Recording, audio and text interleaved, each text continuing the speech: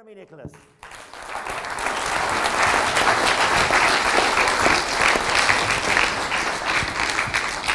Hello, Chelmsford. Hello. Thanks for all staying to see me, and I'd also like to thank all of the warm-up acts that have been here. So I'm Jeremy Nicholas off the telly, and I know what you're thinking. I've never seen that man before in my life. I don't think he is off the telly.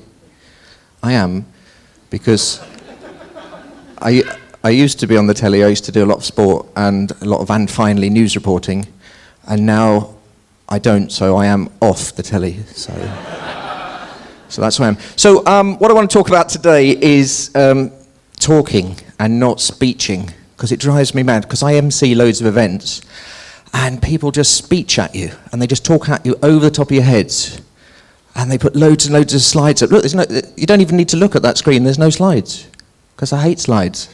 They're boring. And corporate people put so much information on. They put graphs and all sorts. Don't do that. Just talk to people. Just have a chat. Just talk to one person at a time. Talk to this gentleman here. Till he nods, and then I'll look at that lady there. Until you nod, I'm going to keep talking to you till you nod.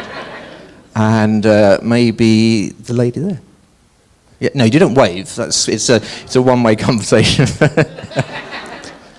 Yeah, so talking, not speeching, and I'm on a mission to get Britain's events to be more interesting and have less speech. Now, okay, so what I want to say to you, first of all, is that it's not about me, it's about you. And that's where most speakers go wrong. They tell you all about themselves, don't they? Like the fact they used to be on the telly. Now, I had to do that just to set up a gag, but it's really about the audience and it's about the takeaways. So there's going to be loads of takeaways today. It's not a restaurant, this is a takeaway. And I'm going to give you one right away to start with, so anyone's got their pen out, write this down. 3 things you can do when you're speaking at an event. Well, people actually have got their pens out. I mean, the power of TEDx. It's fantastic being on this little red spot. Because funny enough, when I was at university, I had quite a lot of red spots. Well, I hadn't thought of that before, but did you notice on the films, everyone else's red spot's a little bit bigger than ours, isn't it? Ted, can we have a bigger TEDx? Can we have a bigger carpet next year, please? Have you seen this? I can hardly move. Thank you very much. People often say, "What is TED? Is it short for something?" It is. It's short for Edward, and he's the man in there. Edward, can we have a bigger carpet next time? Thank you very much. We don't know what his surname is, but it's TEDx. We don't know what the man's surname is. Right. Okay. So 3 things. Write these down. First of all, try and do something topical. Do something local, and do something that's happened on the day. Okay, so something topical, for example, I did an event the other week, and it just been about Sepp Blatter being, a cheat and everything. Because FIFA's not only the video game I do, it's also a corrupt organisation, isn't it? So, probably won't be on FIFA 16, will I? But it doesn't matter. Ideas worth sharing, that's what it's about today. So I did this event and I said about, I thought it was right that the FIFA elections did go ahead for Sepp Blatter because some of those votes had already been paid for.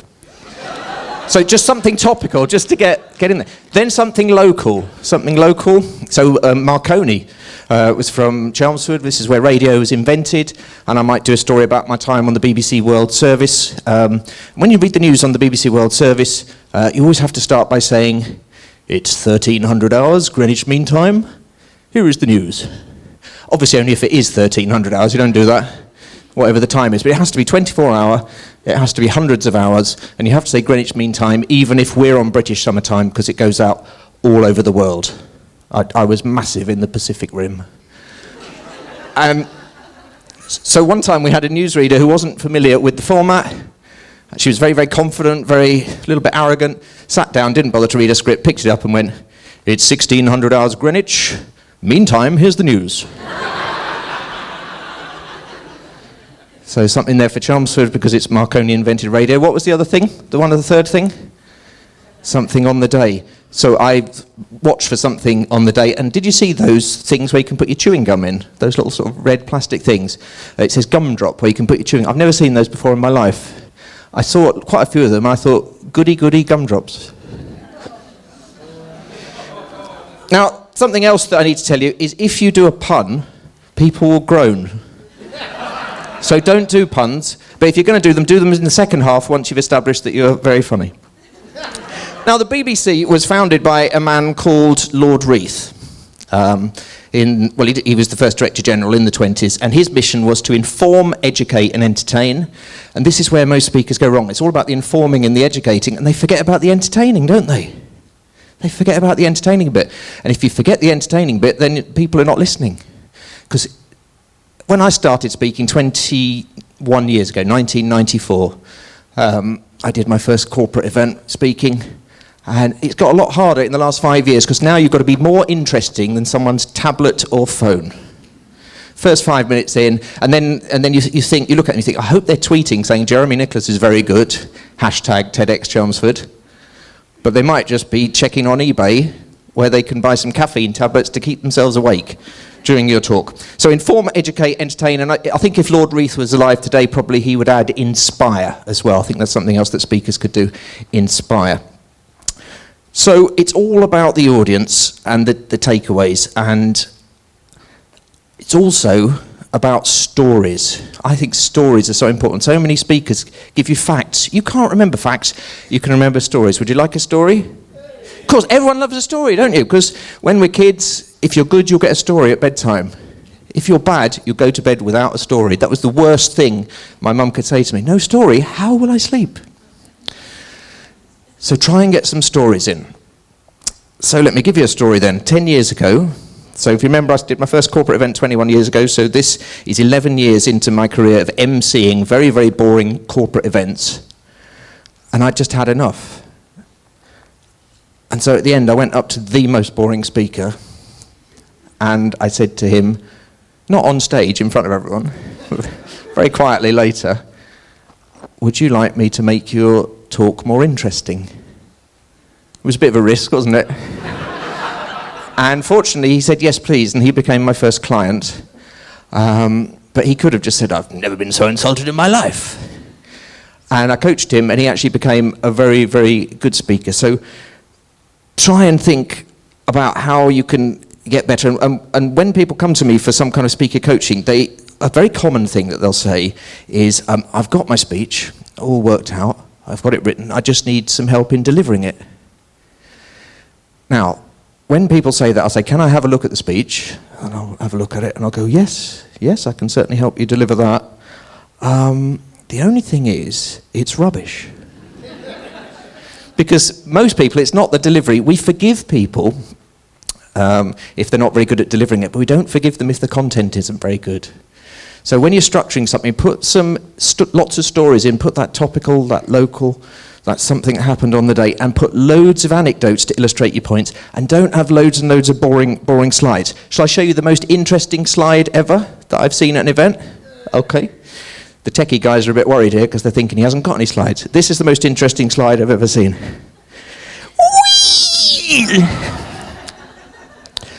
And also, Edward, can we have a slippy carpet, maybe a bit lino next time, because I nearly twisted my ankle there.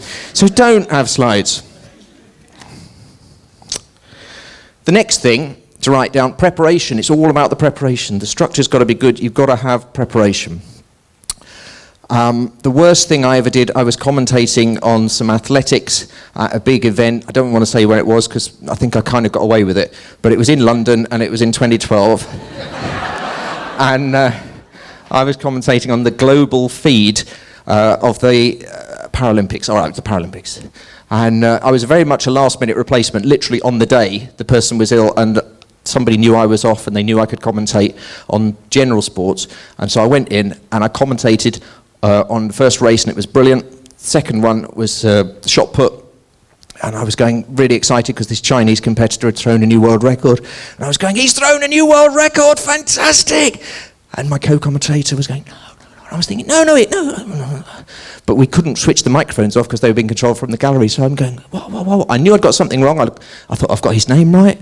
He is Chinese, it is shot put, it is a world record. So I just thought, I'll try again, pronounce his name a little bit more Chinese this time. Still she's going, no. And she just passed me this note and it just said, it's a woman. So preparation, get your preparation in. That wasn't really my fault because somebody else should have been doing it. But Get your preparation right. When there's a few words I can't say whenever I'm on the radio, I'll try and say it now. It's a bit of a risk at a TEDx event to say I'm going to say something that I know I can't say. The phrase I can't say is "in an attempt." Oh, I got it out there because at speed it comes out as "in an attempt." I always get it wrong, and I always sound drunk, and people ring in and say he sounds drunk, and it's not always true. So if you know you can't say something, cross it out. I always change "in an attempt" to "in a bid." If you are going to use slides, though, just another little bit of takeaway information. The best thing I ever learned about slides, PowerPoint, is if you press the B button, it makes the screen go black. Did you know that? Fantastic takeaway. Guess what happens if you press the B button again? It comes back. So if you don't want people doing it, just walk over and press the B button. Or if your clicker's got a thing on it, guess what happens if you press the W button? It goes white. Press the W again, it comes back. All about takeaways. It's not a restaurant, it's a takeaway. Well, I tell you why people go wrong with speaking is because they think you're not allowed to have notes. Why can't you have notes? I've got a card here with just a few bullet points. Why can't you have notes? What's so clever about remembering it? Do you remember old Ed Miliband when he did his Labour speech and he had some notes, but he put them face down so that he couldn't look at them, and he completely forgot to mention the deficit and immigration. And I don't follow politics, but apparently they're quite important. And he didn't win the election. But what he did do is he had his notes face down like that, but it was a perspex see-through thing, and a photographer took some pictures up and saw his notes, and in all the papers the next day it was not what he put in, but what he missed out. Why not have some notes? Just have a card like that. Card's better than paper. Small's good, because then if you're nervous, it doesn't flap about quite as much. When people want to practice speaking, a lot of people go to Toastmasters. Has anyone been to Toastmasters? Yeah, okay. It's brilliant, isn't it, for practicing your talks. But one thing, you don't think so. Okay, well, you enjoy the next bit. The one thing I think about Toastmasters is don't take too much notice of the feedback. Okay, because what happens with Toastmasters is I'll tell you how right, I'll come on again as a Toastmasters person. Please welcome Jeremy Nicholson.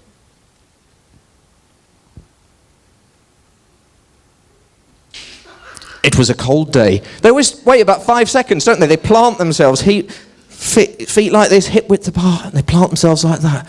When I went to 5 Toastmasters meetings. I won 6 ribbons for best speaker, best evaluator, best haircut, I think was the other one, and very prestigious. And yet they all said, stop moving around. If you want to move around, move around. There's nothing wrong with that. You know, head judge Len Goodman's not going to say, stop waltzing about the stage. So go to Toastmasters, but don't take too much notice of the feedback. You'll notice I'm the only person today using a microphone on a stick. I just think it's so much easier, because then if I want to go quiet and draw you in, I can. But if I want to go loud like that, if you've got a lapel mic or a head, you can't do that. Stick mics are brilliant. They don't go wrong. People don't like them because they whistle if you put them near the thing. See? And that's the sort of feedback. That's worse than Toastmasters feedback. That is. Nerves is something else where people go wrong. They get very, very nervous. And how I get over nerves is I like to sit in the audience and watch it fill up. And when it starts, there's just one person and then another couple, and I'd maybe chat to people in the coffee break. And then an audience, there is no such thing as an audience, it's just a group of individuals, and that's not scary. I'll give you another story. I used to be the stadium announcer at West Ham United. Any West Ham fans in? Fantastic. I did it for 16 years. My first game, 1998, David Beckham was playing for Manchester United, and he'd just been sent off for England for kicking an Argentinian in the World Cup, and that's actually not allowed. So he was public enemy number 1. England got knocked out, and I knew that I had to announce David Beckham's first game away from Old Trafford after England got knocked out. It was at West Ham, my debut. I had to stand in the middle of the pitch, 26,000 people, and I knew when I said number 7, David Beckham, they would boo me. So what happened was I got to the ground 2 hours before kick-off, and I did a practice, and then when there were 10 people in the ground, I said number 7, David Beckham, and they all booed me, all 10 of them. And then half an hour before kick-off, I did it when there was 1,000, and then quarter of an hour before when there were 10,000, and then at 26,000 at kick-off. By the time I did it, I didn't care that they booed me, because I knew that my friends were booing me, my dad would be booing me, and if I'd been in my usual season ticket in the West Stand, I would be booing me. So just remember, an audience is just a group of individuals, and individuals are not scary. Something else you can do in your talk to make it more entertaining is put some humour in. Make people laugh. People don't remember what you say, but they remember how you made them feel, and if you made them feel happy, they'll go away safely. Now, when you say use humour, people instantly go to the internet and print off a load of Tommy Cooper jokes. A number of times corporate people do that. What a stupid idea. So my advice is to carry a little book around with you. When something funny happens, write it down. So the other day I was looking after my niece Lulu, and something funny happened, so I wrote it down. I'll share it with you now.